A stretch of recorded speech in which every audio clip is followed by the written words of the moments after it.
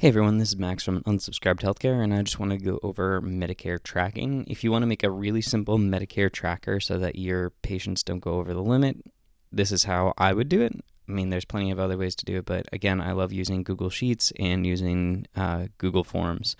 So this uses a combination of it. So to get started, what you want to do is that you want to make a new sheet. So you can go to your Drive, you can click on New, Google Sheet. And then what you're going to do is come up here to Tools, Create New Form.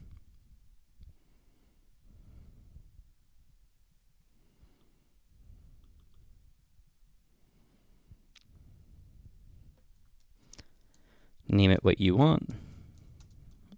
So we'll call it Medicare Tracking. You'll want to have the patient name or patient ID.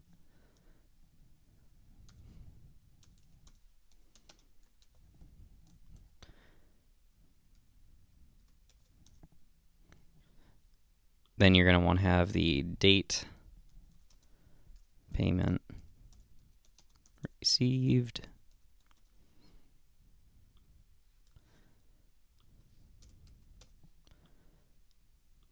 then you're going to want to have also amount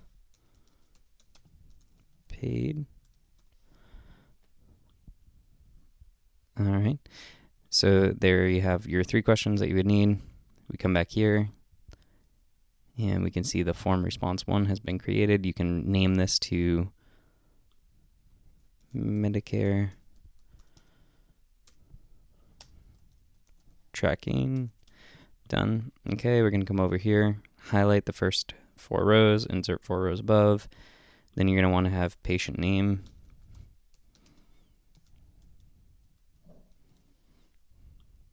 And then year to date,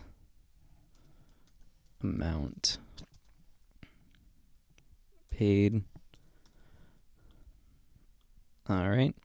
And then what we're going to want to do, this is patient name or ID. Then what we're going to want to do is right click, come down to view more actions, data validation. We're going to make a list from a range, and we're going to highlight column B. So that way any name in column B will be able to select. And then we want to write a simple formula equals sum if. For sum if, you're going to choose your, if you click on the question mark, if you ever have a question like what am I looking for sum if, the first one is the range that you're going to be looking, right? The criterion is that if it is equal to this. So we're going to have B2 be the one that we want to select. And then we're going to click on the amount paid, and we want the whole column. Now it's important that you put a money sign next to the 6, because otherwise when you start submitting, it's going to keep shifting down. Might do that anyway, but let's check it out. We'll come over here, click on the eyeball. We're going to submit one real quick, and we'll do MS 12/12/2022 because that's today's date. So we'll just say that's my patient ID. That's how I usually do patient ID, is their initials and then also the date of their initial evaluation. We'll say it's like a weird number, 122.25. Okay, click submit. We then should see that over here. Good. If we click on patient ID, you can see that it's not working, so that means it probably moved down like we said with the 6. So you can see, yep, moved down to 7. So we'll just change that to a 6, and now it shouldn't change. You can see here it actually changed as well. So we'll rename those to 6. All right, and then you can see now it's adding that up. We will submit another one. So we said my patient ID was MS 12/12/2022. We'll say that we got it tomorrow, and we'll say it was like 78.50. 59, sure. We come back to the payment, and now you can see it's adding it together. If you wanted to add in conditional formatting, you can do that really easy as well to let you know if it's below a certain amount. So you can do is less than or equal to, and you can just put in your number here. If it's less than that, then it will be good. Then we can also add in is greater than 2150. We're going to make it red.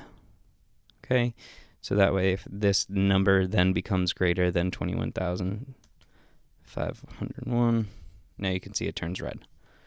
But really simple way to keep track if you wanted to. If you want to make it look nicer, you can as well. I always like to have the header a different color, so we'll have that gray, and then we'll turn these to white.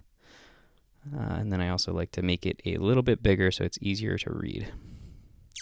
And then finally, the piece de resistance.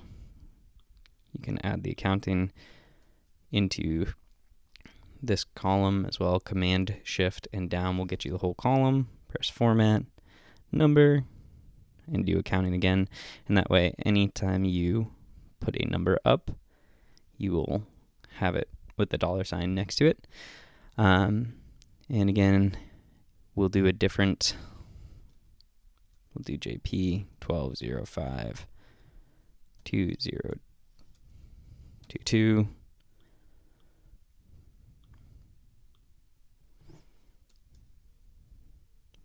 $50.10. There you go. So you can see it was submitted. It is not showing up here.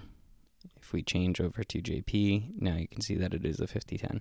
So this is just a quick way and easy way to do Medicare tracking if you were interested in doing that. I know somebody just asked that on my Facebook group, so I hope that this was helpful. Let me know in the comments below.